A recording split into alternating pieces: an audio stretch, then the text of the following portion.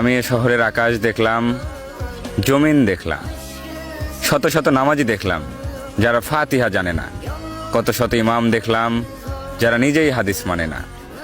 আমি এমন খাঁটি মুসলিমও দেখেছি যারা যৌতুকের টাকায় বিলাসিতা খুঁজে নেয়। আমি তোমার এমন ভক্তও দেখেছি যারা নিজের অসুস্থ বাবাকে বাসায় রেখে পীরের পায়ে তেল দেয়। এ শহরের কত কিছুর সাক্ষী আমি কি মাফ পাবো?